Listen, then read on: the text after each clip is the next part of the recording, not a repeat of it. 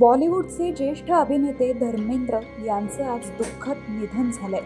वयाच्या 89व्या वर्षी handsome hunk Dharmendra यांनी अखेरचा श्वास घेतलाय। धर्मेंद्र हे गेले काही दिवस आजारी होते। मुंबईतील ब्रीच कँडी रुग्णालयात त्यांच्यावर उपचार सुरू होते।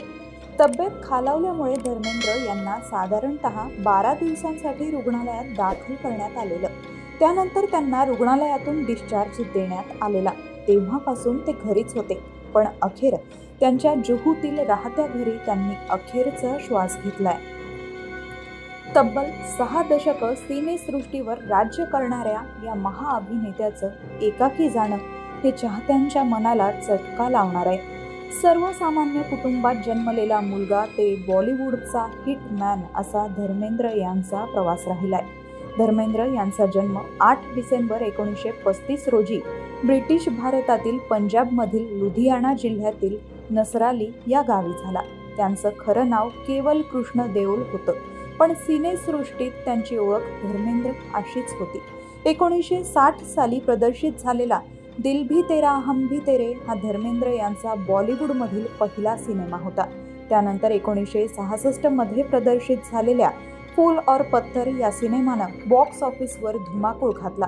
या सिनेमानंतरच धर्मेंद्र यांना ही मॅन हे नाव मिळालं।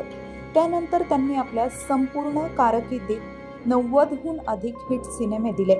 शोले, सीता और गीता, यादों की बारात, प्रतिज्ञा, धर्मवीर, चुपके चुपके, मेरा गाव मेरा देश अशा अनेक सिनेमांच्या माध्यमातून धर्मेंद्र यांनी प्रेक्षकांच्या मनावर अधिराज्य गाजवलं। अगदी उतार वयातही धर्मेंद्र यांनी सिनेमांमध्ये काम केलं।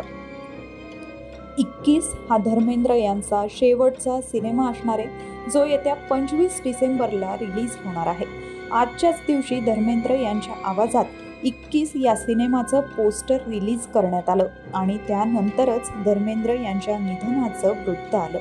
अभिनेते धर्मेंद्र यांनी जरी जगाला अखेरचा अलविदा म्हटलं असलं तरी सुद्धा ते आपल्या सिनेमांच्या माध्यमातून आज, उद्या आणि कायम प्रेक्षकांच्या मनावर अधिराज्य गाजवतील। ज्येष्ठ अभिनेते धर्मेंद्र यांना आपलं महानगरच्या वतीनं भावपूर्ण श्रद्धांजली।